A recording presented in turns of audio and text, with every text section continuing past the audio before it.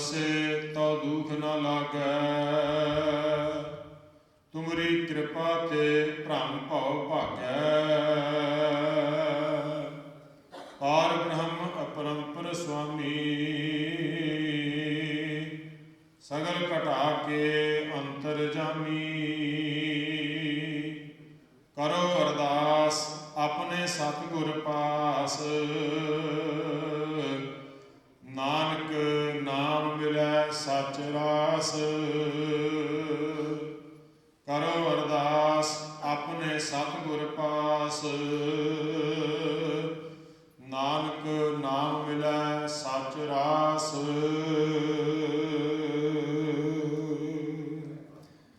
वाहिगुरू जी का खालसा वाहिगुरू जी की फतेह।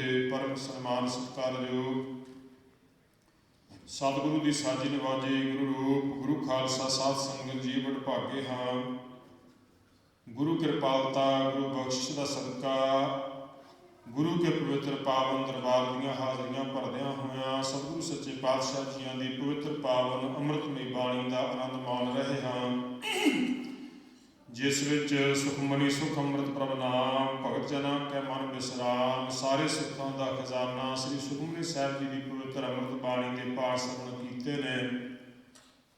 गुरबाणी शब्द कीर्तन ऐसा कीर्तन कर मन मेरे इहाँ उहाँ जो काम तेरा। हर कीर्तन सुनै हर कीर्तन गावै तिस जन दुख निकट नहीं आवै। सतगुरु सच्चे पातशाह जी की पवित्र पावन कीर्तन भगती के रूप में अमृत की गुरबाणी का आनंदमय कीर्तन श्रवण करके लाहा प्राप्त किया। उपरंत गुरु के पावन दरबार विखे चलती हुई गुरु नानक प्रकाश ग्रंथ विचों धन गुरु नानक देव साहब सच्चे पातशाह जी के पवित्र जीवन की कथा बच्चों पासों लड़ीवार उस इतिहास के प्रसंग अनुसार अगे श्रवण करके समय में सफला किया है। जिस विच धन गुरु नानक देव साहब सच्चे पातशाह जी दी वडियाइयां उन्हां दी बरकतां उन्हां दी रहमतां इस पावन पवित्र इतिहास के रूप में श्रवण कर रहे हाँ। जिहदे नाल किते साडी भी भावना श्रद्धा गुरु के चरणों उत्ते भरोसा विश्वास बढ़े जिहो जिहा विश्वास बेबे नानक की भैन नूं सी। सतगुरु सच्चे पातशाह जी दे पवित्र पावन इतिहास के प्रसंग श्रवण कीते ने। सो आओ गुरु के दरबार के नियम अनुसार जो चलती हुई धन गुरु ग्रंथ साहिब जी की पवित्र गुरबाणी की लड़ीवार कथा विचार गुरु के शब्द उपदेश नाल जुड़िए। पिछले दीवान विच सरवण कीते शब्द के अखर जे किते ना किते थोड़ा बहुत चेता होण ते जिक्र आया सी सतगुरु सच्चे पातशाह धन गुरु अर्जन देव साहब जी के इन्हां शब्दां विचों कि भै मह रचियो सब संसारा तिस भाओ नाही जिस नाम आधारा। दुनिया दीयां तमाम शक्तियां जो कुछ भी अपने आप को वड्डे तो वड्डा बलवान वड्डे तो वड्डा ताकतवर वड्डे तो वड्डा अमीर वड्डे तो वड्डा फकीर और सो अपने शरीर दीयां शक्तियां जिस्मानी शक्तियां जां अपने आप दीयां रूहानियत दीयां ताकतां भी भावें रिद्धियां सिद्धियां आदत का प्रगटावा भी हो जाए ये सब कुछ परमेश्वर के भै अंदर है। भै का दूसरा अर्थ हुक्म भी कर सकते हैं भाव कि जो कुछ भी संसार से वरतता है परमेश्वर के हुक्म तो बाहर नहीं। परमेश्वर के भै विच रह के चलना पैना सब कासे नूं।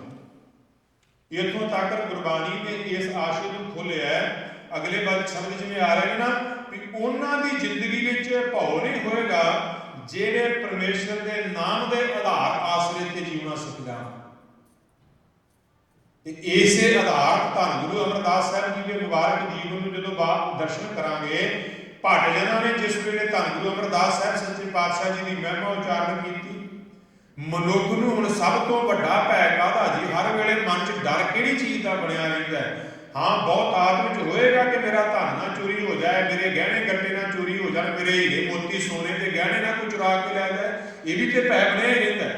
पर ज़्यादातर ज़्यादा हरेक मनुख को अपनी मौत का बड़ा भै है मैं मर ना जावां। मौत के भै तो बहुत कोई विरला ही होएगा जिहड़ा इस भै तो सुरखरू है।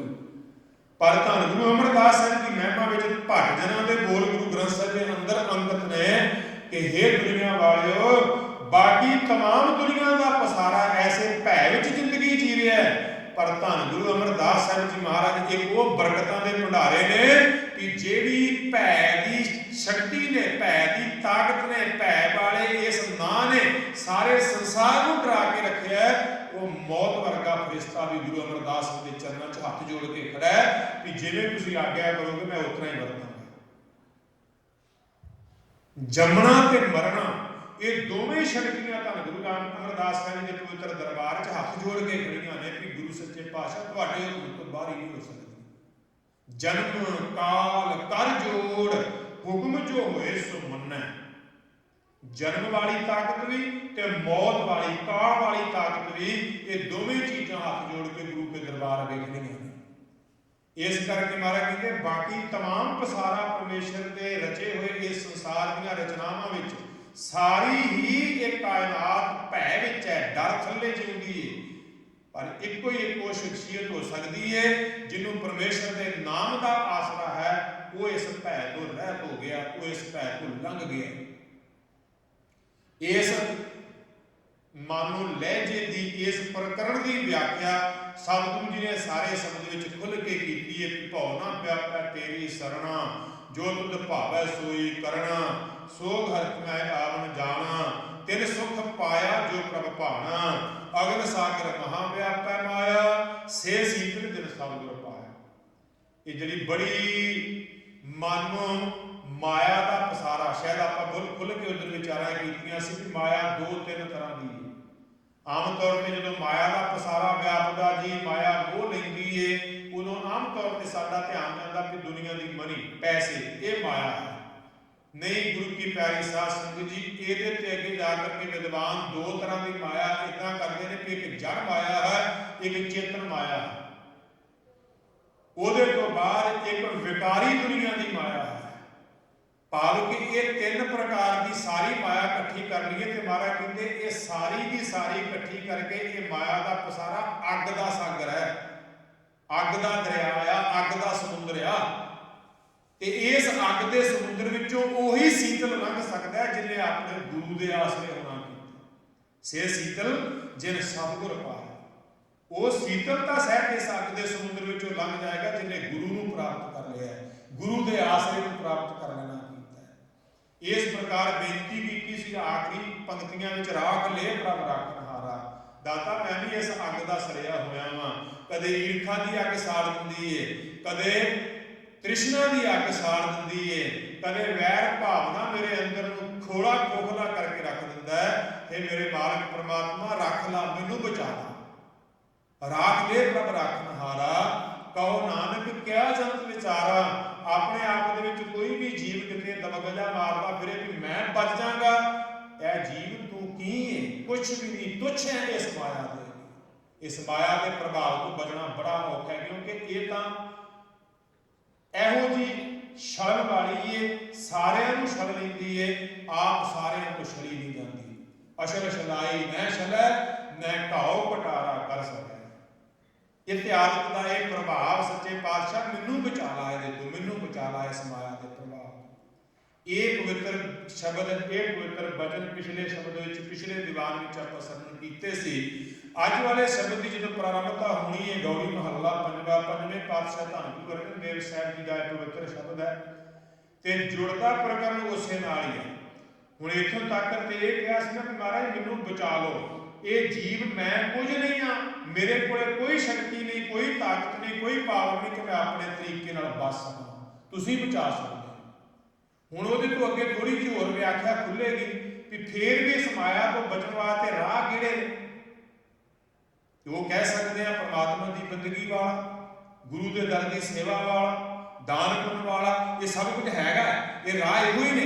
पर सच्चे पातशाह जी की ये राह मैं आप अख्तियार कर सकता, मैं ये सारे रस्तियां को आप प्राप्त कर लूँ।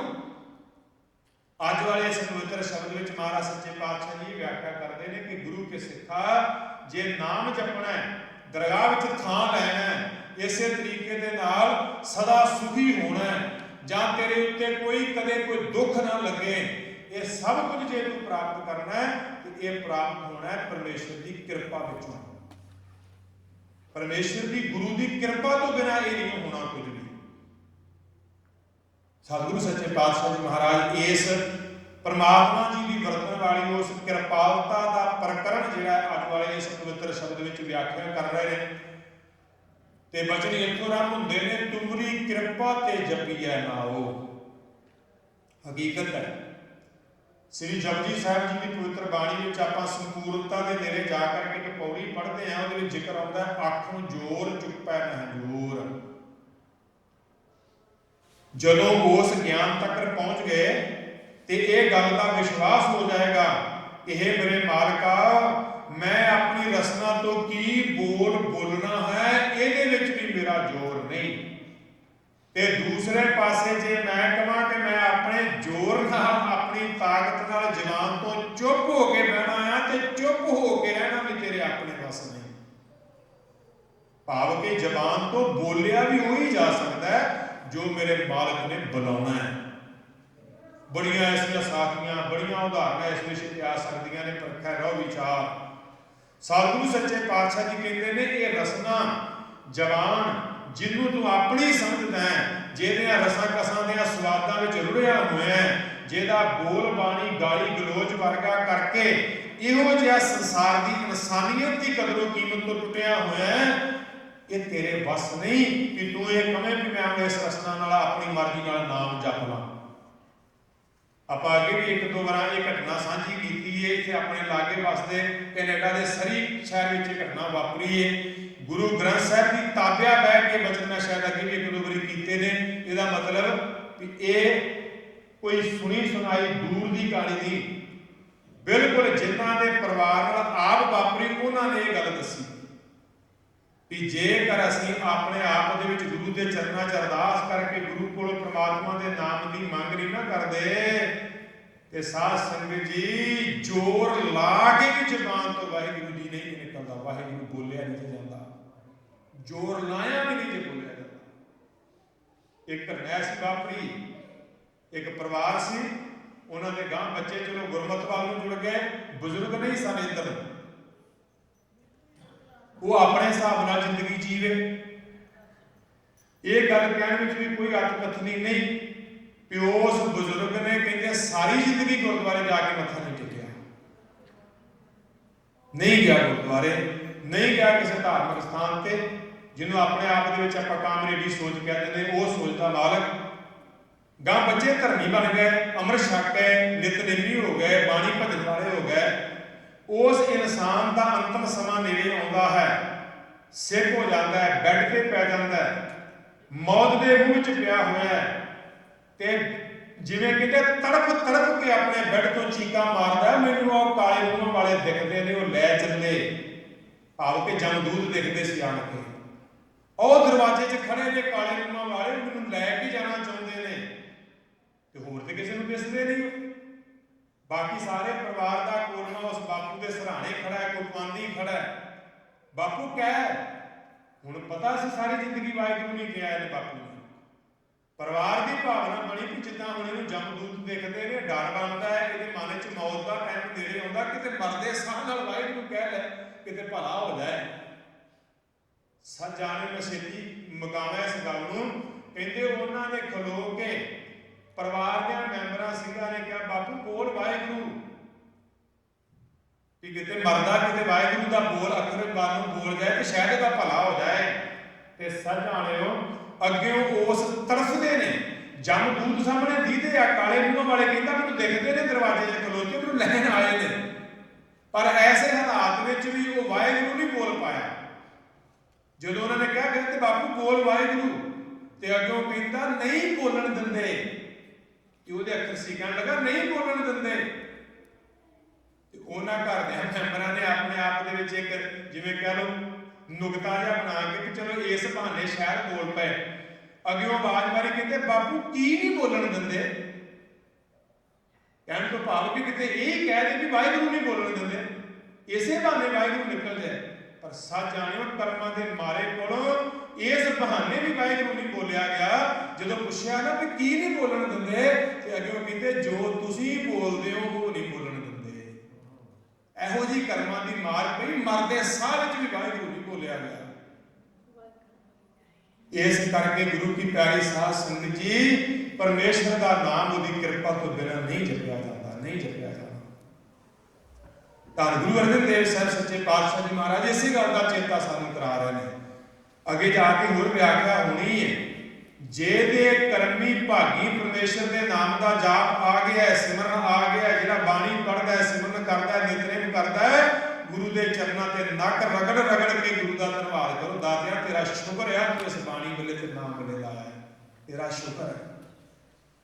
ते जिहदे कोले अजे भागी नहीं ना होया, वो राह भी इको ही है, वो दवाई ते औषधि इलाज भी इको ही है कि गुरु के चरणों से हाथ जोड़ के अरदास करो, सच्चे पातशाह मेरी झोली भी नाम की दात पा दे। क्योंकि गुरु की कृपा तो बिना ये नाम आना ही नहीं, जपिया ही नहीं जाना। श्री सुखमनी साहब जी की बाणी अंदर भी एक पंक्तियां ऐसियां आप पढ़ते हैं कि आप जपाए जपै सुनाओ, आप गावाए स्वर गाओ, तुमरी कृपा ते जपिया नाओ। दाता जी तुसी कृपा करोगे, तुसी कृपालता के घर में आओगे तो तां ही ये नाम जपिया जाना है, नाम जपिया जाना है, नाम सिमरिया जाना है। महाराज हम नाम के सिमरन तो और बरकतां किहड़ियां मिलनियां ने। हुण नाम के सिमरन की बरकत नाल ते हुण जदों नाम रूपी बेड़ी ते चढ़ गया ते संसार भवजल तो पार अगे दरगाह का लेखा होना। महाराज कहते जे नाम जपना तेरे भागी नहीं हो गया तो गुरु क्या सिखा कदे इस गल का मान भी ना कर लई। नाम के जपन की बरकत तो बाद भी जिहड़ा परमेश्वर की दरगाह विच थां मिलना है वो फिर गुरु की कृपा नाल ही मिलना है। गुरु की कृपा तो बिना दरगाह विच थां नहीं मिलना। इस करके अगले वचन आ रहे हैं सतगुरु सच्चे पातशाह जी के शब्द विच, तुमरी कृपा ते दरगाह थाओ। दाता जी पहला स्टैप सी तुसी कृपालता कीती तां मेरे जवान तो मेरी रसना तो तेरे नाम जपण का सुभाग प्राप्त होया ते नाम जपण की बरकत नाल तेरी कृपा वरती ते फिर मैनू दरगाह थां मिलिया, दरगाह थां। ਇਹਦਾ ਪ੍ਰਤੱਖ ਪਹਿਲਾ ਸਪਸ਼ਟ अर्थ हुई है। दूसरा अर्थ अगे जाके किया जाता है दार गह। दार मीनिया हिरदे के अंदर जिन्हों आप कहने ना वो गह थां टका मन का टका अपने हिरदे के अंदर प्राप्त हो जाना, वो भी दरगाह का थां है। ते तीसरा अर्थ विद्वान इहदा करते हैं कि सत संगत रूपी दरगाह, ये भी भागां नाल मिलती है ना। आप बाणी के वचन बड़ी बार पढ़े है कि वड भागी साध संग प्राप्त तिन भेटत दुर्मत कोई। वड भागी हर संगत पाव है, भागहीन भ्रम चोटां खाव है। बिन भागा सत संग न लभै, बिन संगत मैल भरीजै जियो। जिन्हां पंक्तियां की व्याख्या करन तुर पईए, भागा तो बिना सत संगत नहीं मिलती, भागा तो बिना सत संगत नहीं मिलती ते सत संगत तो बिना लोक परलोक दरगाह दे धक्के पींदे ने। क्योंकि संगत तो बिना ये मन पैर दर पैर कदम दर कदम औगुणां दा विकारां दा विषयां दा ईर्खा दा निंदिया दा चुगली दा दोई द्वेष दा वैर भावना दा मैला होता जाता है। बिन भागा सत संग न लभै, बिन संगत मैल भरीजै जी। बिना सत संगत दीआं घड़ियां तो साडे मन उत्ते इहो जिहियां औगुणां दी मैल पई जांदी है, मैल पई जांदी है। ये मन मैला होई जांदा कदम दर कदम। इस करके सतगुरु सच्चे पातशाह जी कहते सत संगत रूपी दरगाह विच बहना भी भागां वालियां नूं नसीब हुंदा है, भागां वालियां नूं भागी हुंदा है। सतगुरु सच्चे पातशाह जी दे अगलेरे पंक्तियां दे वचन तुझ बिन पार ब्रह्म नहीं कोए। पार ब्रह्म का अर्थ किया जाता है, पार का अर्थ है सृष्टि के पारावार तो परे, ते ब्रह्म का अर्थ किया जाता है जिहड़ा हर एक जर्रे जर्रे विच वसदा है।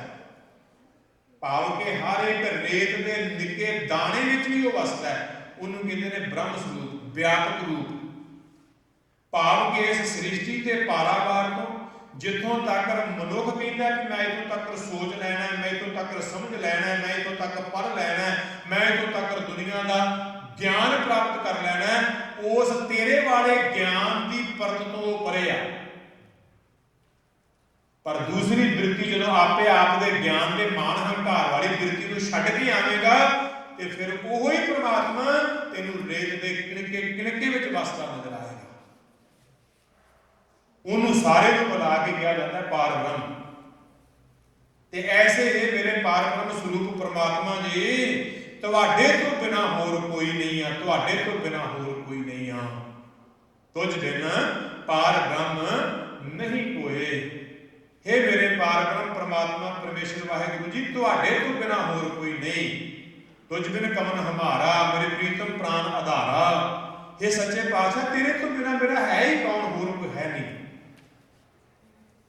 ਤੁਮਰੀ ਕਿਰਪਾ ਤੇ ਭ੍ਰਮ ਭਉ ਭਾਗੈ। ਹੁਣ ਮੰਨ ਫਿਰ ਉਹਨਾਂ ਗੁੰਝਲਾਂ ਨੂੰ, ਜਿਹੜੀਆਂ ਗੰਢਾਂ ਪਈਆਂ ਨੇ ਨਾ ਸਾਡੇ ਮਨ ਅੰਦਰ, ਉਹਨਾਂ ਨੂੰ ਥੋੜਾ ਥੋੜਾ ਖੋਲਣਾ ਚਾਹੁੰਦੇ ਨੇ।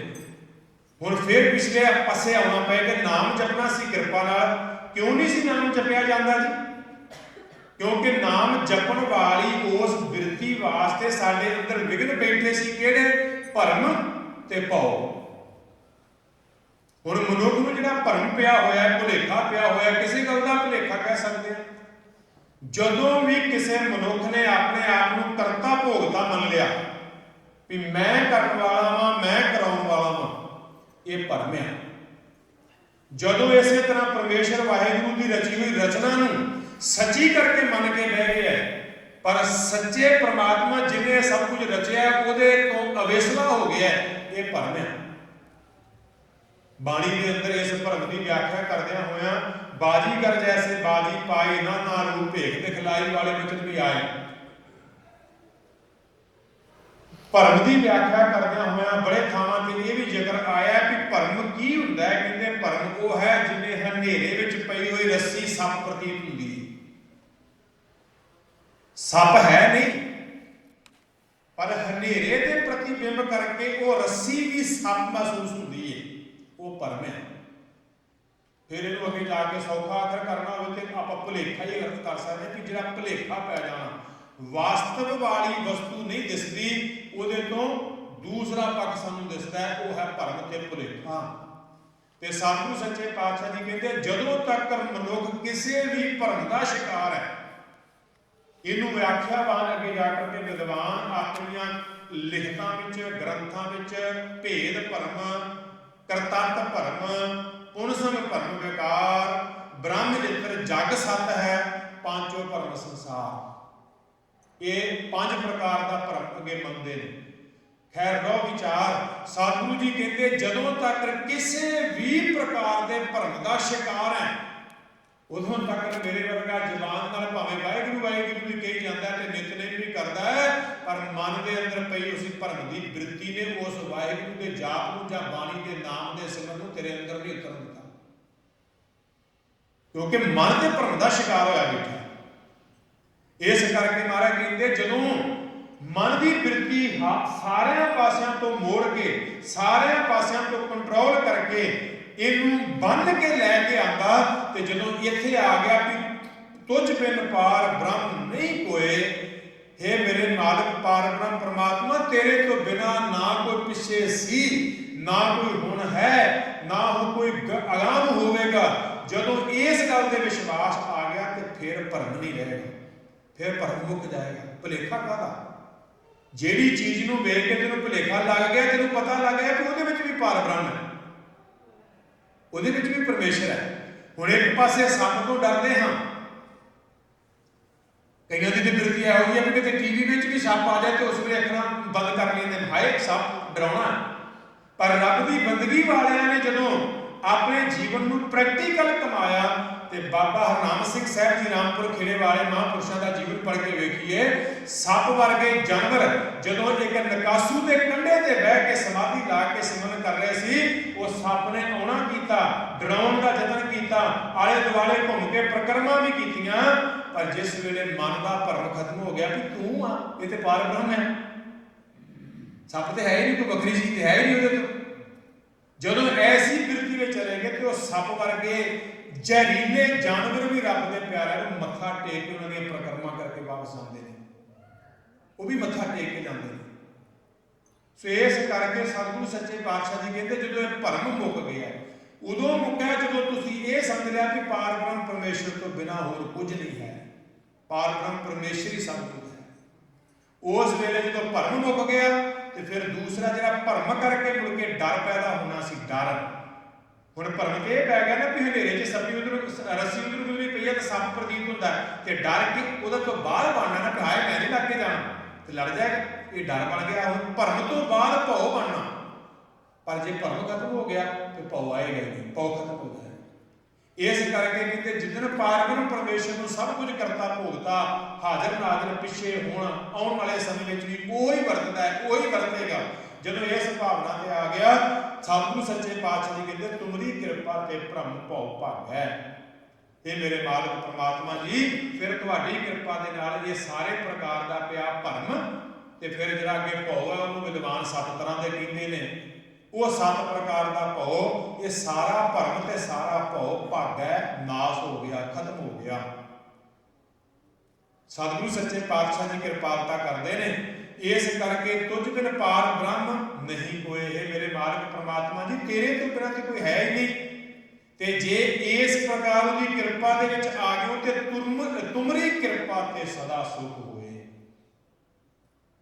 ਇਹ ਮੇਰੇ ਪਰਮਾਤਮਾ ਜੀ, ਮੈਂ ਦੁਨੀਆਦਾਰੀ ਦੀ ਜ਼ਿੰਦਗੀ ਵਿੱਚ ਸੁੱਖ ਮਹਿਸੂਸ ਕਰ ਲਿਆ ਸੀ, ਸ਼ਾਇਦ ਬਹੁਤੀ ਮਾਇਆ ਕਮਾ ਕੇ ਸੁਖੀ ਹੋ ਜਾਣਾ। ਤੇ ਉਸ ਮਾਇਆ ਨੂੰ ਕਮਾਉਣ ਵਾਸਤੇ ਭਾਵੇਂ ਬਹੁਤ ਪੁੱਠੇ ਸਿੱਧੇ ਰਾਹ ਵੀ ਮਨੁੱਖ ਨੇ ਅਪਣਾਏ। ਜਿਹੜੇ ਲੀਗਲ ਸੀ ਉਹ ਵੀ ਰਹੇ, ਜਿਹੜੇ ਅਲੀਗਲ ਰਾਹ ਆ ਉਹ ਵੀ ਲੈ ਕੇ ਮੈਂ ਮਾਇਆ ਜਿੰਨੀ ਕਮਾ ਲੂੰਗਾ ਸਹਿ ਸੁਖੀ ਹੋ ਜਾਵਾਂਗਾ। ਸ਼ਾਇਦ ਮੈਂ ਅੱਗੇ ਵੀ ਇੱਕ ਦੋ ਵਾਰੀ ਅੱਖਰ ਵਰਤੇ ਨੇ ਵੀ ਅੱਜ ਤੱਕ ਕੋਈ ਦੁਨੀਆ ਦਾ ਇਤਿਹਾਸ ਵਿੱਚ, ਹਿਸਟਰੀ ਵਿੱਚ, ਕਿਸੇ ਤਵਾਰੀਖ ਵਿੱਚ ਕੋਈ ਇੱਕ ਬੰਦੇ ਦਾ ਵੀ ਕੋਈ ਐਸਾ ਇਨਸਾਨ ਦਾ ਨਾਂ ਲੈ ਕੇ ਦੱਸ ਦਿਓ ਜਿਹੜਾ ਦੁਨੀਆ ਦੇ ਪੁੱਠੇ ਸਿੱਧੇ ਰਾਹੀਂ ਇਹ ਮਾਇਆ ਕਮਾ ਕੇ, ਮਾਇਆ ਵਿੱਚ ਅਮੀਰ ਹੋ ਕੇ ਤੇ ਆਪਣੇ ਆਪ ਨੂੰ ਕਹਿੰਦਾ ਉਹ ਮੈਂ ਸੁਖੀ ਹਾਂ। ਇਸ ਮਾਇਆ ਦੇ ਰੋਲ ਵਿੱਚ ਰੁੜਿਆ ਹੋਇਆ ਕੋਈ ਮਨੁੱਖ ਸੁਖੀ ਨਹੀਂ ਹੋ ਸਕਦਾ, ਸੁਖੀ ਹੋ ਹੀ ਨਹੀਂ ਸਕਦਾ। ਹਾਂ, ਉਹਦੇ ਤੋਂ ਬਾਅਦ ਦੁੱਖ ਉਸ ਹਿਸਾਬ ਨਾਲ ਆਉਣਗੇ ਜੇ ਤੇ ਤੁਸੀਂ ਆਪਣੀ ਦਹਾਂ ਨਹੁੰ ਦੀ ਕਿਰਤ ਕਰਕੇ ਆਪਣਾ ਖਾਣਾ ਖਾਂਦੇ ਹੋ ਤੇ ਫਿਰ ਤੇ ਭਾਈ ਲਾਲੋ ਵਾਂਗ ਸੰਤੋਖ ਆ ਜਾਏਗਾ। ਪਰ ਜੇ ਮਲਕ ਭਾਗੋ ਵਰਗੀ ਕਮਾਈਏ ਉਹਦੇ ਵਿੱਚ ਹੋਰ ਡਰ ਪੈ ਬਣਨਾ, ਉਹਦੇ ਵਿੱਚ ਹੋਰ ਤੜਪ ਬਣਨੀ ਹੈ, ਸੁੱਖ ਨਹੀਂ ਆਉਣਾ ਉਹਦੇ ਵਿੱਚ। ਇਸ ਕਰਕੇ ਸਤਿਗੁਰੂ ਸੱਚੇ ਪਾਤਸ਼ਾਹ ਜੀ, ਮੈਂ ਤੇ ਮੰਨ ਕੇ ਬਹਿ ਗਿਆ ਸੀ ਮਾਇਆ ਨਾਲ ਹੀ ਸੁੱਖ ਹੋਣੇ ਨੇ। ਮਾਰੇ ਕਹਿੰਦੇ ਜੇ ਰਾਏ ਦੇ ਜੇ ਮਾਇਆ ਕਰਕੇ ਸੁਖੀ ਹੁੰਦੇ ਤੇ ਫਿਰ ਦੁਨੀਆ ਦੀਆਂ ਰਾਜ ਗੱਦੀਆਂ ਮੰਨਣ ਵਾਲੇ ਰਾਜੇ ਮਹਾਰਾਜੇ ਫਿਰ ਦੁਨੀਆ ਤੋਂ ਦੁਖੀ ਹੋ ਕੇ ਨਹੀਂ ਜਾਂਦੇ। ਇਸ ਗੱਲ ਦੀ ਵਿਆਖਿਆ ਕਰਨੀ ਹੋਵੇ ਤੇ ਧੰਨ ਗੁਰੂ ਨਾਨਕ ਦੇਵ ਸਾਹਿਬ ਸੱਚੇ ਪਾਤਸ਼ਾਹ ਜੀ ਦੇ ਮੁਬਾਰਕ ਬਚਨ ਆਉਂਦੇ ਨੇ ਇੱਕ ਥਾਂ ਤੇ। ਉਹ ਸ਼ਬਦ ਨੂੰ ਲੰਬੇਰਾ ਸ਼ਬਦ ਹੈ, ਸਾਰੀ ਵਿਆਖਿਆ ਨਹੀਂ, ਪੜ੍ਹਿਆ ਵੀ ਨਹੀਂ ਜਾ ਸਕਦਾ, ਪਰ ਟੂਕ ਮਾਤਰ ਤੇ ਆਪੇ ਭਾਵੇਂ ਲੱਭ ਕੇ ਵੇਖ ਲਿਓ। ਧੰਨ ਗੁਰੂ ਨਾਨਕ ਦੇਵ ਸਾਹਿਬ ਦੇ ਪਵਿੱਤਰ ਜੀਵਨ ਦੀ ਘਟਨਾ ਇੱਕ ਉਸ ਸ਼ਾਹੂਕਾਰ ਨਾਲ ਵਾਰਤਾਲਾਪ ਹੁੰਦੀ ਏ ਜਿਹਦੀ ਧਰਮ ਸੁਪਤਨੀ ਕਿਸੇ ਆਪਣੇ ਰੋਗ ਕਰਕੇ ਮੁੜ ਕੇ ਆਪਣੇ ਧਰਮ ਨੂੰ, ਆਪਣੇ ਪਤੀ ਵਰਤਾ ਇਮਾਨ ਨੂੰ ਖੋ ਬੈਠੀ ਏ। ਉਹ ਸ਼ਾਹੂਕਾਰ ਦੁਖੀ ਏ, ਗੁਰੂ ਨਾਨਕ ਦੇਵ ਸਾਹਿਬ ਦੇ ਪਵਿੱਤਰ ਚਰਨਾਂ ਦੀ ਸ਼ਰਨ ਮਿਲਦੀ ਏ ਤੇ ਉਹ ਸ਼ਾਹੂਕਾਰ ਭੁੱਬੀ ਰੋ ਰੋ ਕੇ ਆਪਣੀਆਂ ਦੁਹਤਰਾਂ ਮਾਰ ਕੇ ਆਪਣੇ ਦੁੱਖ ਦਾ ਕਾਰਨ ਦੱਸਦਾ ਹੈ ਤੇ ਧੰਨ ਗੁਰੂ ਨਾਨਕ ਦੇਵ ਸਾਹਿਬ ਜੀ ਕਹਿੰਦੇ ਸਜਣਾ ਤੂੰ ਇਕੱਲਾ ਥੋੜ੍ਹਾ ਦੁਖੀ, ਆ ਬਹਿ ਮੇਰੇ ਕੋਲ, ਮੈਂ ਤੈਨੂੰ ਦੁਨੀਆ ਦਾ ਖੁਲਾਸਾ ਕਰਕੇ ਦੱਸਾਂ, ਦੁਨੀਆ ਤੋਂ ਸੁਖੀ ਗਿਆ ਹੀ ਕੋਈ ਨਹੀਂ। ਤੂੰ ਤੇ ਆਮ ਮਨੁੱਖ ਹੈ, ਮੈਂ ਤੇ ਦੁਨੀਆ ਦੇ ਅਵਤਾਰਾਂ ਪੈਗੰਬਰਾਂ ਦੀਆਂ ਗਾਥਾਵਾਂ ਤੈਨੂੰ ਸਮਝਾ ਕੇ ਦੱਸਦਾ। ਉਹ ਵੀ ਰੋਂਦੇ ਹੀ ਗਏ ਨੇ, ਉਹ ਵੀ ਰੋਂਦੇ ਹੀ ਗਏ ਨੇ। ਤੇ ਉਹ ਸ਼ਬਦ ਇੱਥੋਂ ਰਾਮ ਹੁੰਦਾ, ਸਹੰਸਰ ਦਾਨ ਦੇ ਇੰਦਰ ਉਡਵਾਇਆ, ਪਰਸੁਰਾਮ ਰੋਵੈ ਘਰ ਆਇਆ, ਅਜੈ ਸੋ ਰੋਵੈ ਭੀਖਿਆ ਖਾਏ, ਐਸੀ ਦਰਗਹਿ ਮਿਲੈ ਸਜਾਏ, ਰੋਵੈ ਰਾਮ ਨਿਕਾਲਾ ਭਇਆ, ਸੀਤਾ ਲਖਮਨ ਵਿਛੜ ਗਿਆ, ਰੋਵੈ ਪਾਂਡਵ ਭਏ ਮਜੂਰ, ਜਿਨ ਕਹਿ ਸੁਆਮੀ ਰਹਿਤ ਹਜ਼ੂਰ, ਰੋਵੈ ਜਨਮੇਜਾ ਖੋਏ ਗਿਆ, ਇੱਕ ਹੀ ਕਾਰਨ ਪਾਪੀ ਭਇਆ। ਇਹ ਤਿਆਗਤ ਦਾ ਸਾਰਾ ਸ਼ਬਦ ਪੜ੍ਹ ਕੇ ਵੇਖੋ, ਪਰ ਆਖਰ ਤੇ ਜਾ ਕੇ ਕਹਿੰਦੇ ਮੰਨੇ ਨਾਉ ਸੋਈ ਜਨ ਜਾਏ, ਔਰੀ ਕਰਮ ਨਾ ਦੇਖੇ। ਗੁਰੂ ਕੇ ਸਿੱਖਾ, ਇਸ ਮਨੁੱਖ ਜ਼ਿੰਦਗੀ ਵਿੱਚ ਜੇਕਰ ਜਿੱਤ ਕੇ ਜਾਣਾ ਹੈ ਨਾ ਮਨੁੱਖ ਜ਼ਿੰਦਗੀ ਦੀ ਬਾਜੀ ਨੂੰ, ਤੇ ਉਹ ਜਿੱਤ ਕੇ ਜਾ ਸਕਦਾ ਜਿਹਨੇ ਆਪਣੀ ਜ਼ਿੰਦਗੀ ਵਿੱਚ ਨਾਮ ਨੂੰ ਮੰਨ ਲਿਆ, ਨਾਮ ਦੀ ਬੰਦਗੀ ਨੂੰ ਧਾਰਨ ਕਰਨਾ ਕੀਤਾ। ਨਹੀਂ ਤੇ ਸਾਰੇ ਹੀ ਰੋਂਦੇ ਗਏ। ਤੂੰ ਗੱਲਾਂ ਤੋਂ ਨਾ ਕਿਤੇ ਦੁਨੀਆ ਤੇ ਦੁਖੀ, ਸਾਰੇ ਦੁਖੀ ਨੇ। ਇਸ ਕਰਕੇ ਮਹਾਰਾਜ ਇੱਥੇ ਕਹਿੰਦੇ ਨੇ ਕਿ ਜਦੋਂ ਤੂੰ ਪਾਰਬ੍ਰਹਮ ਪਰਮੇਸ਼ਰ ਨੂੰ ਸਰਬ ਵਿਆਪਕ ਮੰਨ ਕੇ, ਸਾਰੇ ਥਾਵਾਂ ਤੇ ਹਾਜ਼ਰੀਨ ਮੰਨ ਕੇ ਉਹਦੇ ਭਾਵਨਾ ਤੇ ਜੁੜ ਗਏ ਹੋ ਤੇ ਕਹਿੰਦੇ ਤੁਮਰੀ ਕਿਰਪਾ ਤੇ ਸਦਾ ਸੁਖ ਹੋਏ। ਇਹ ਮੇਰੇ ਦਾਤਾ ਕਿਰਪਾਲੂ ਪ੍ਰਮਾਤਮਾ ਜੀ, ਤੁਹਾਡੀ ਕਿਰਪਾ ਨਾਲ ਫਿਰ ਸਾਰੇ ਥਾਵਾਂ ਤੇ ਸੁੱਖ ਆ, ਸਾਰੇ ਥਾਵਾਂ ਤੇ ਸਦਾ ਹੀ ਸੁੱਖ ਹੈ। ਭਾਵ ਕਿ ਉਹ ਜਿੱਥੇ ਜਾਂਦੇ ਨੇ ਉੱਥੇ ਹੀ ਸੁਖੀ ਨੇ। ਸਾਡੇ ਦੇਸ਼ ਦੀ ਇੱਕ ਤਵਾਰੀਖ ਨੇ ਇੱਕ ਗੱਲ ਪ੍ਰਮਾਣ ਕੀਤੀ। ਪੁਰਾਤਨ ਇਤਿਹਾਸ ਦੇ ਪੰਨਿਆਂ ਤੇ ਖੋਜ ਕਰਕੇ ਵੇਖਣ ਦਾ ਯਤਨ ਕਰੋ। ਭਾਰਤ ਦੇਸ਼ ਦੇ ਕੁਝ ਸ਼ਹਿਰਾਂ ਦਾ ਨਾਂ ਜ਼ਿਕਰ ਆਉਂਦਾ, ਭਗਤ ਕਬੀਰ ਸਾਹਿਬ ਦੀ ਜੀਵਨੀ ਨਾਲ ਬਹੁਤ ਜੁੜਦਾ ਹੈ ਉਹ ਸਾਰਾ ਕੁਝ।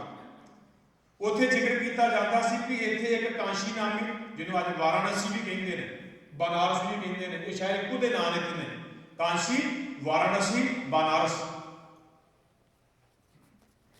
ਕਹਿੰਦੇ ਇਹੋ ਜਿਹੀਆਂ ਤਵਾਰੀਖਾਂ ਦੀਆਂ ਲਿਖੀਆਂ ਹੋਈਆਂ ਲਿਖਤਾਂ ਵਿੱਚ ਲਿਖੇ ਗਏ ਅੱਖਰ ਮਿਲਦੇ ਨੇ ਕਿ ਬਨਾਰਸ ਵਿੱਚ, ਵਾਰਾਣਸੀ ਵਿੱਚ, ਕਾਂਚੀ ਵਿੱਚ ਜਿਹੜਾ ਮਰੇਗਾ, ਭਾਵੇਂ ਉਹਨੇ ਜ਼ਿੰਦਗੀ 'ਚ ਜੋ ਮਰਜ਼ੀ ਕੀਤਾ ਹੋਵੇ, ਇਸ ਕਾਂਸ਼ੀ ਵਿੱਚ ਮਰਨ ਵਾਲਾ ਸਵਰਗਾਂ 'ਚ ਜਾਏਗਾ। ਤੇ ਥੋੜੀ ਦੂਰ ਹੀ ਇਸ ਕਾਂਸ਼ੀ ਦੇ ਇੱਕ ਹੋਰ ਸ਼ਹਿਰ ਹੈ, ਉਹਨੂੰ ਧਿਆਦਿਆਂ ਪੰਨਿਆਂ ਤੇ ਹੜੰਬਾ ਜਾਂ ਮਗਹਰ ਦੀ ਧਰਤੀ ਲਿਖਿਆ ਹੈ। ਤੇ ਇਹਦੇ ਨਾਲ ਹੀ ਕਹਿੰਦੇ ਕਿ ਭੁਲੇਖਾ ਪਾ ਦਿੱਤਾ ਗਿਆ ਕਿ ਜੇ ਇਸ ਮਗਹਰ ਦੀ ਧਰਤੀ ਤੇ ਜਾ ਕੇ ਕੋਈ ਮਰਿਆ ਤੇ ਭਾਵੇਂ ਉਹ ਜਿੰਨਾ ਮਰਜ਼ੀ ਵੀ ਜੱਪੀ ਹੋਵੇ, ਜਿੰਨਾ ਮਰਜ਼ੀ ਤਪੀ ਹੋਵੇ, ਜਿੰਨਾ ਮਰਜ਼ੀ ਧਰਮੀ ਹੋਵੇ, ਜੇ ਮੌਤ ਵੇਲੇ ਹੜੰਬੇ ਦੀ ਧਰਤੀ ਤੇ ਮਰਿਆ ਤੇ ਉਹ ਅਗਲੀ ਜੂਨ ਵਿੱਚ ਗਧਾ ਬਣਨਾ, ਖੋਤਾ ਬਣਨਾ। ਇਹੋ ਹੀ ਇੱਕ ਭੁਲੇਖਾ ਪਾ ਦਿੱਤਾ ਗਿਆ। ਬੜੇ ਲੋਕ ਇਸ ਭੁਲੇਖੇ ਦੇ ਸ਼ਿਕਾਰ ਹੋਏ। ਬਾਣੀ ਅੰਦਰ ਸਿਰ ਕਰਵਤ ਧਰਾਇਆ ਵਰਗੇ ਵਚਨ ਬੜੀ ਵਾਰ ਆਏ। ਇਸੇ ਭੁਲੇਖੇ ਦੇ ਸ਼ਿਕਾਰ ਹੋਏ ਲੋਕਾਂ ਨੂੰ ਇਸ ਕਾਂਸ਼ੀ ਵਿੱਚ ਆਰੇ ਦੇ ਥੱਲੇ, ਕਲਵੱਤਰ ਦੇ ਥੱਲੇ ਸਿਰ ਦੇ ਦੇ ਕੇ ਸਿਰ ਕੱਟੇ ਜਾਣ ਲੱਗੇ, ਕਿਉਂਕਿ ਲੋਕ ਸਵਰਗਾਂ ਦੇ ਚਾਹਵਾਨ ਸਨ। ਖੈਰ ਲੰਬੀ ਦਾਸਤਾਨ ਹੈ। ਲੇਕਿਨ ਭਗਤ ਸਾਹਿਬਾਨ, ਭਗਤ ਕਬੀਰ ਜੀ ਸਾਰੀ ਦੀ ਸਾਰੀ ਆਪਣੀ ਜ਼ਿੰਦਗੀ ਇਸੇ ਕਾਂਸ਼ੀ ਸ਼ਹਿਰ ਵਿੱਚ ਬਤੀਤ ਕਰਦੇ ਨੇ। ਪਰ ਜਦੋਂ ਉਹਨਾਂ ਦਾ ਅੰਤਮ ਸਮਾਂ, ਸਰੀਰ ਦਾ ਬੁਢੇਪਾ ਆਉਂਦਾ ਹੈ, ਉਸ ਵੇਲੇ ਕਾਂਸ਼ੀ ਨੂੰ ਛੱਡ ਕਰਕੇ ਤੇ ਮਗਹਰ ਦੀ ਧਰਤੀ ਤੇ ਚਲੇ ਗਏ, ਹੜੰਬੇ ਦੀ ਧਰਤੀ ਤੇ ਜਾ ਵਸੇ। ਤੇ ਉੱਥੋਂ ਵਾਲੇ ਇਰਦ ਗਿਰਦ ਦੇ ਲੋਕਾਂ ਨੇ ਆਣ ਕੇ ਉਹੀ ਲਾਮਾ ਕੀਤਾ, ਕਹਿਣ ਲੱਗੇ ਭਗਤ ਜੀ ਤੁਹਾਨੂੰ ਕੀ ਹੋਇਆ ਵੀ ਤੁਹਾਨੂੰ ਇਹ ਨਹੀਂ ਸੀ ਕਰਨਾ ਚਾਹੀਦਾ, ਤੁਹਾਡਾ ਜਸ, ਤੁਹਾਡੀਆਂ ਵਡਿਆਈਆਂ ਲੋਕ ਉਸਤਤੀ ਕਰਦੇ ਨੇ, ਪਰ ਤੁਸੀਂ ਹੁਣ ਮਰਨ ਵੇਲੇ ਭਾਵ ਕਿ ਅੰਤਲੇ ਸਮੇਂ ਤੇ ਆਣ ਕੇ ਹੜੰਬੇ ਵਸ ਗਏ। ਤੁਹਾਨੂੰ ਪਤਾ ਹੈ ਇੱਥੇ ਤੇ ਮਗਹਰ ਦੀ ਧਰਤੀ ਤੇ ਮਰਿਆ, ਅਗਲੇ ਜਨਮ ਵਿੱਚ ਗਧਾ ਬਣਨਾ ਪੈਣਾ, ਕਾਂਸ਼ੀ 'ਚ ਮਰਦੇ, ਸਰੀਰ ਛੱਡਦੇ, ਤੁਸੀਂ ਸਵਰਗਾਂ ਦੇ ਭਾਗੀ ਹੁੰਦੇ। ਉੱਥੇ ਫਿਰ ਭਗਤ ਕਬੀਰ ਜੀ ਕਹਿੰਦੇ ਨੇ ਕਾਂਸੀ ਮਗਹਰ ਸਮ ਵਿਚਾਰੀ, ਓਸ਼ੀ ਭਗਤ ਕੈਸੇ ਉਤਰ ਸਕਾ। ਹਰ ਕਾ ਸੰਤ ਮਰੈ ਹੜੰਬੈ ਤਾਂ ਸਗਲੀ ਸੈਨ ਕਰਾਈ। ਤੁਸੀਂ ਕਹਿੰਦੇ ਹੋ ਹੜੰਬੇ ਦੀ ਧਰਤੀ ਤੇ ਮਰਨ ਵਾਲਾ ਗਧੇ ਦੀ ਜੂਨ ਵਿੱਚ ਪਏਗਾ, ਪਰ ਮੇਰਾ ਵਿਸ਼ਵਾਸ ਕਹਿੰਦਾ ਹੈ ਕਿ ਜੇ ਪਰਮੇਸ਼ਰ ਦੀ ਬੰਦਗੀ ਕਰਨ ਵਾਲਾ ਇਸ ਹੜੰਬੇ ਵਰਗੀ ਧਰਤੀ ਤੇ ਵੀ ਮਰੇਗਾ ਤੇ ਜਿੰਨੇ ਉਹਦੇ ਸੰਗੀ ਸਾਥੀ ਇਸ ਹੜੰਬੇ ਦੀ ਧਰਤੀ ਤੇ ਹੋਣਗੇ ਉਹ ਸਾਰੇ ਪਾਰ ਉਤਰ ਜਾਣਗੇ, ਉਹਨਾਂ ਸਾਰਿਆਂ ਦੀ ਮੁਕਤੀ ਹੋਏਗੀ। ਕਹਿਣ ਤੋਂ ਮੁਰਾਦ ਵੀ ਮੁਕਤੀ ਜਾਂ ਨਰਕ ਜਾਂ ਗਧੇ ਦੀ ਜੂਨ ਕਿਸੇ ਧਰਤੀ ਨਾਲ ਡਿਪੈਂਡ ਨਹੀਂ ਕਰਦੀ, ਉਹ ਡਿਪੈਂਡ ਕਰਦੀ ਹੈ ਤੇਰੇ ਜੀਵਨ ਕਰਮੋ ਵਿਹਾਰ ਤੇ, ਤੇਰੇ ਜੀਵਨ ਦੇ ਆਚਰਣ ਤੇ, ਤੇਰੇ ਜੀਵਨ ਦੇ ਕਰਤੱਵ ਤੇ, ਵੀ ਤੂੰ ਕਿਹੋ ਜਿਹੇ ਕਰਤੱਵ ਕੀਤੇ ਨੇ। ਇਸ ਆਧਾਰ ਸਤਿਗੁਰੂ ਸੱਚੇ ਪਾਤਸ਼ਾਹ ਜੀ ਕਹਿਣ ਲੱਗੇ ਨਹੀਂ, ਉਹ ਪਰਮੇਸ਼ਰ ਪਰਮਾਤਮਾ ਦੇ ਪਿਆਰੇ ਕਾਂਸ਼ੀ ਦੀ ਧਰਤੀ ਵਿੱਚ ਵਸ ਕੇ ਵੀ ਸੁਖੀ ਨੇ, ਉਹਨਾਂ ਦੇ ਮਨ ਨੂੰ ਉੱਥੇ ਵੀ ਸ਼ਾਂਤੀ ਏ। ਤੇ ਜੇ ਉਹ ਹੜੰਬੇ ਦੀ ਧਰਤੀ ਤੇ ਜਾ ਕੇ ਵਸਦੇ ਨੇ, ਉਹਨਾਂ ਦੇ ਮਨ ਉੱਤੇ ਤੌਖਲਾ ਉੱਥੇ ਵੀ ਕੋਈ ਨਹੀਂ, ਉੱਥੇ ਵੀ ਸ਼ਾਂਤ ਨੇ, ਉੱਥੇ ਵੀ ਉਸੇ ਸਕੂਨ ਵਿੱਚ ਵਸਦੇ ਨੇ। ਕਿਉਂ? ਕਿਉਂਕਿ ਤੁਮਰੀ ਕਿਰਪਾ ਤੇ ਸਦਾ ਸੁਖ ਹੋਏ। ਤੁਹਾਡੀ ਕਿਰਪਾ ਨਾਲ ਸਦਾ ਸੁਖ ਮਹਿਸੂਸ ਹੁੰਦਾ ਹੈ। ਸਦਾ ਸੁਖ ਦਾ ਅਰਥ ਹੈ ਕਿ ਜਿੱਥੇ ਵੀ ਜਾਓਗੇ ਉੱਥੇ ਹੀ ਸੁਖ ਨੇ। ਆਪਾਂ ਇੱਕ ਸ਼ਬਦ ਸ਼ਾਇਦ ਬੱਚੇ ਕੀਰਤਨ ਦੇ ਰੂਪ ਵਿੱਚ ਵੀ ਪੜ੍ਹਦੇ ਹੁੰਦੇ ਸੀ, ਗੁਰਪੂਰੈ ਚਰਨੀ ਲਾਇਆ, ਹਰ ਸੰਗ ਸਹਾਈ ਪਾਇਆ, ਜਹ ਜਾਈਐ ਤਹਾਂ ਸੁਹੇਲੇ, ਕਰ ਕਿਰਪਾ ਪ੍ਰਭ ਬੇਲੀ।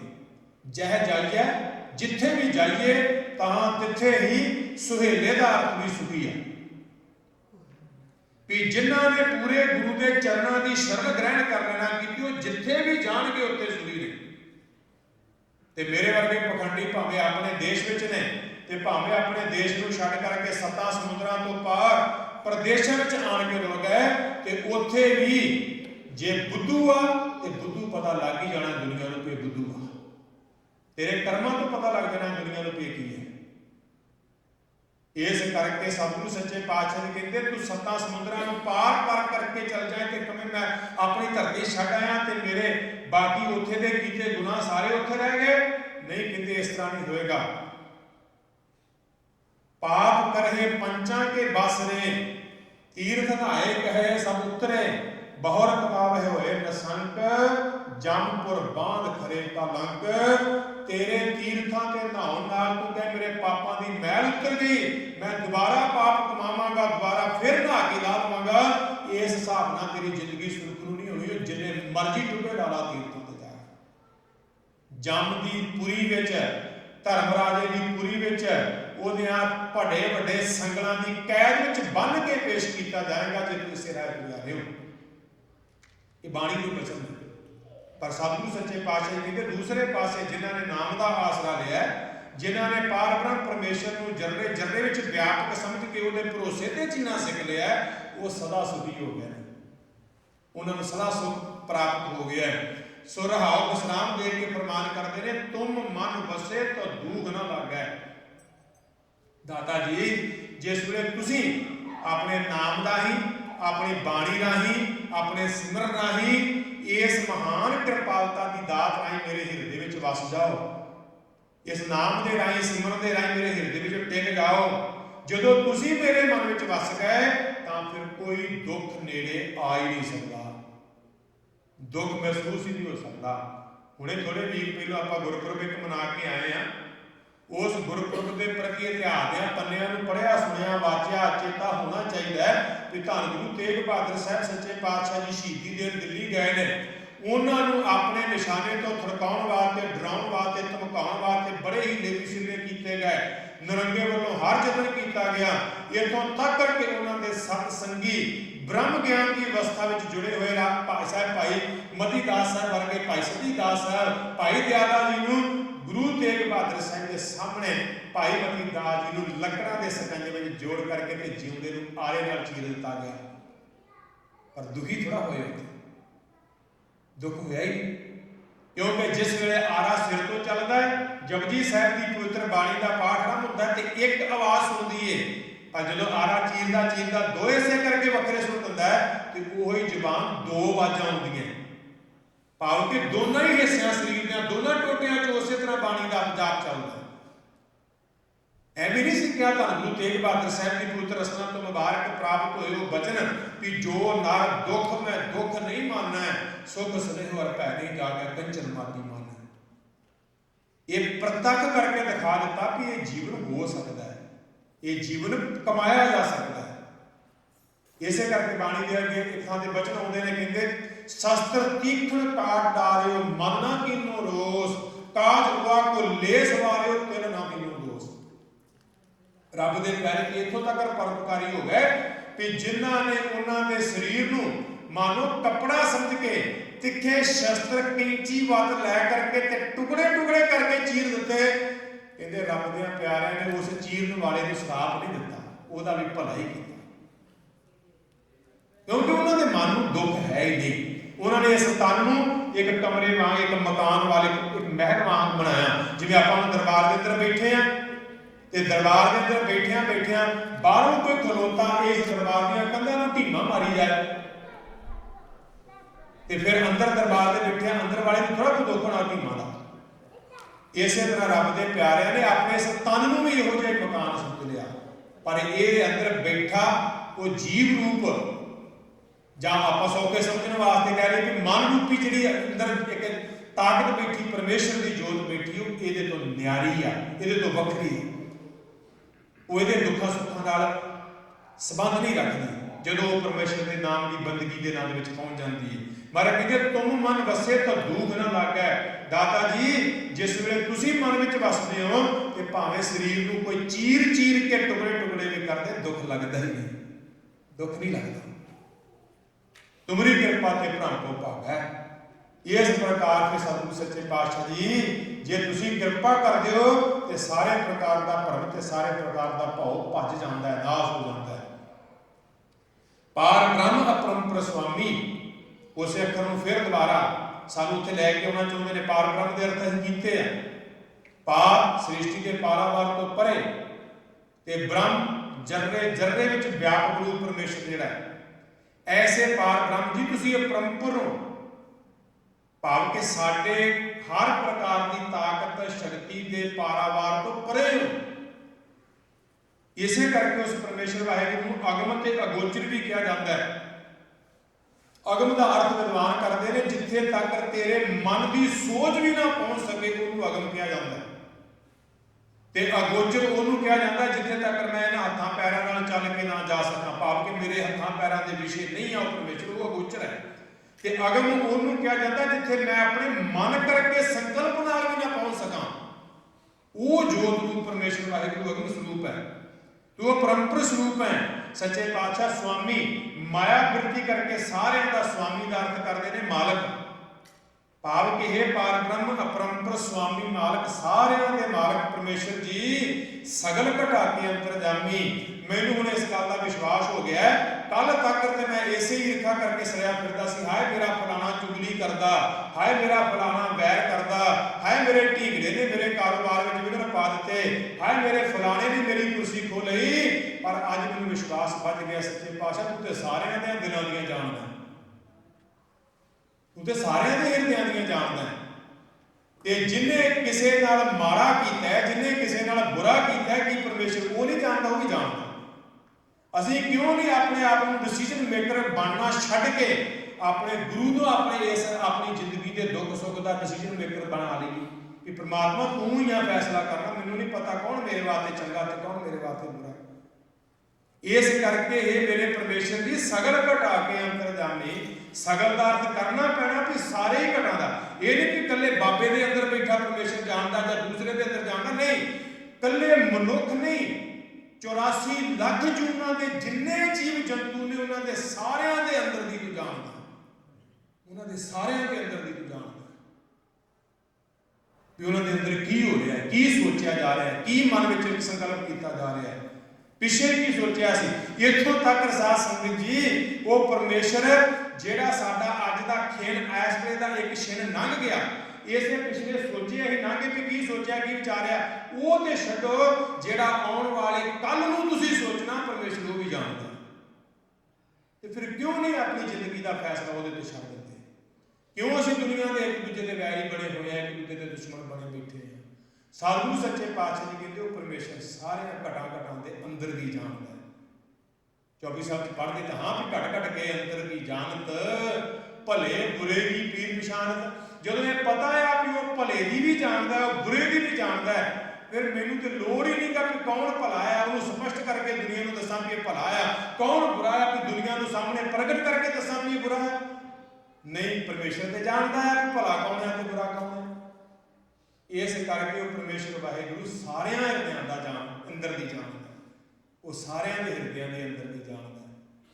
हो सकता है मेरे वर्गे नूं जो ये भावना पैदा होती है ना, असल में मेरे अपने आप के गुनाह मैनू सताउंदे ने कि मैं तो इहो जिहा भला सोचदा नहीं किसी प्रति, मैं किसी दूसरे वाल उंगल नहीं जे कर रहा, कोई ना किते इहो जिहा अपने ते ला के बह जाए।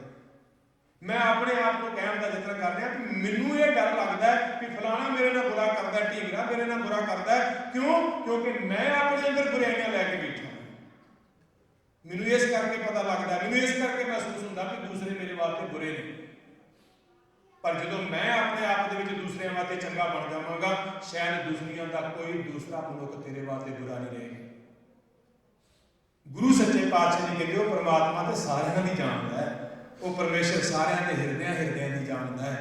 इस करके सगल घटा के अंतरजामी, हे मेरे मालिक परमात्मा जी, तुसीं सारियां के हिरदियां की पिछे भी जानते सी, हुण भी जानते हो, तो इन्हां जीवां ने अगे कल नूं की सोचना ते की करना तुसीं वो भी जानते हो। समाप्ति दी पंक्तियां ने हुण की करना, आखिर साडी जिंदगी दे विच साडे भले वास्ते सलूशन की रह गया? फिर मैं अपने आप को कहां कि मैं तो इन्ना जपी हाँ, मैं इन्ना तपी हाँ, मैं इन्नी सेवा की, मैं इन्ना परोपकार किया, मैं इन्ना दान पुण्य किया, मैं किया, इस गल ते आवां हुण फिर ते धन गुरु अर्जन देव साहब सच्चे पातशाह कहते तेरी जिंदगी के सुधार वास्ते सलूशन एको ही है। भावें तू धर्मी आ, भावें तू दानी आ, भावें तू पुन्नी आ, भावें तू भजनीक है, भावें तू सेवादार है, भावें तू सिमरन भजन की बंदगी के किसी नाम तक पहुंचा है, पर आखिर ते करनी अरदास ही पैनी है, तरला ही करना पैना है गुरु के चरणों में, तरला करना पैना, मिन्नत करनी पैनी है, अपने आप को भजनीक दस के, अपने आप को दानी पुनी दस के, जो साडी कल्याण हो जाती होंदी तो फिर धन गुरु अर्जन देव साहब शायद ये मुबारक वचन ना बोलने पैंदे भी तेरा कीता जातो नहीं, मैनू जोग कीतो ही, मैं निर्गुण आरे को गुण नहीं, तरस पया मेहरामत होए सतगुर सज्जन मिलिया नानक नाम मिलै तां जीवां तन मन थीवै हरिया। शायद गुरु अर्जन देव साहिब जी मुबारक वचन ना साडे वास्ते कहने पैंदे कि भई प्राप्त मानुख दे हुरिया गोबिंद मिलन की तेरी बरिया अवर काज तेरा किते ना काम मेरे साध संगत भज केवल नाम सरंजाम लाग भवजल तरन कै जन्म वृथा जात रंग माया कै रहाओ। अगले वचन ध्यान नाल सुनियो फिर धन गुरु अर्जन देव साहिब जी महाराज मानो इस शब्द विच अपने आप को पेश कर रहे कि मैं इहो जिहा क्षमा करियो मेरे अखर किते गलत ना मैं ਇਹਦਾ ਕੋਈ ਗਲਤ ਐਂਗਲ ਨਾ ਲੈ ਲੈਣਾ। ਪਰ ਧੰਨ ਗੁਰੂ ਅਰਜਨ ਦੇਵ ਸਾਹਿਬ ਜੀ ਮਹਾਰਾਜ ਸਾਨੂੰ ਕਿੱਥੇ ਖੜਾ ਕਰਕੇ ਰੱਖਣਾ ਚਾਹੁੰਦੇ ਵੀ ਤੂੰ ਇੱਥੇ ਖੜ। ਕਿੱਦਣ ਤੂੰ ਸਮਝ ਲਿਆ ਆਪਣੇ ਆਪ ਨੂੰ ਮੇਰੇ ਵਰਗਾ ਭਜਨੀਕ ਨਹੀਂ ਹੋ ਸਕਦਾ, ਮੇਰੇ ਵਰਗਾ ਦਾਨੀ ਪੁੰਨੀ ਨਹੀਂ ਹੋ ਸਕਦਾ। ਪਰ ਧੰਨ ਗੁਰੂ ਅਰਜਨ ਦੇਵ ਸਾਹਿਬ ਜੀ ਮਹਾਰਾਜ ਸਾਰੀ ਦੁਨੀਆ ਦੇ ਕਾਇਨਾਤ ਦੇ ਜੀਵਾਂ ਦਾ ਭਲਾ ਕਰਨ ਵਾਲੇ ਜੇ ਸਾਨੂੰ ਲੈ ਕੇ ਖੜਾ ਕਰਨਾ ਚਾਹੁੰਦੇ ਆ ਗੁਰੂ ਦੇ ਚਰਨਾਂ ਵਿੱਚ ਆਪਣੇ ਆਪ ਨੂੰ ਸੇਵਕ ਬਣਾ ਕੇ ਖੜਾ ਕਰਨਾ ਤੇ ਭਾਵੇਂ ਤੂੰ ਬੜਾ ਧਰਮੀ ਆ बड़ा दानी आ बड़ा सिमरन करता है बड़ा परोपकार करता है पर धन गुरु ग्रंथ साहिब के चरणों च अरदास कर लग्या ये कहना पैना कि जप तप संजम धर्म ना कमाया सेवा साध ना जाने हर राया कहो नानक हम नीच कर्मा शरण परे पिला हो सकता। दाता मेरे वर्गा नीच कोई नहीं हो सकता। मैं तो नीच कर्म करने वाला है। मैं मन करके भी नीच करदा मैं तन करके भी नीच कर्म करदा। दाता मैनू सिर्फ अपने चरणों की शरण में डिगे हुए शरण में पए हुए जान के अपनी शरण पे की लाज रख लियो मेरे च गुण कोई नहीं। अरदास कर लगिया गुरु के सिखा इत्थे आना पैना। वचन आ रहे हैं समाप्ति इस शब्द की पंक्तियां ते करो अरदास अपने सतगुर पास। अपने सतगुरु के चरणों में इस तरह निमाणा हो गए गुरु के दर के उत्ते मैं पहले अगे भी बेनती करता ना दाता बन के ना आई कभी भी जिदन दाता बन के आया ना इत्थे मत्था टेकना सब कुछ खवा देगा होवेगा दाता। मुबारका ने परमेश्वर ने तेन दान पुण्य करने की समर्था दी है धन पदार्थ दिते ने दान करना है पर इस दाते के अगे अपने आप को भिखारी बना के लियाई। हम भीखक भिखारी तेरे तू निज पत है। इस करके करो अरदास अपने सतगुर पास। दोवें हथ जोड़ के मन की निर्माणता नाल दाता जी मैं तुहाडे चरणों च अरदास करदा वां ते अरदास विच मंगना की है जी हुण नानक नाम मिलै सच रास। क्षमा करना मैं शायद जाली बार ना अखर वरत गया हूँ कि माया आ माया जे माया वो माया तो बिना दुनिया नहीं चलनी करनी पैनी।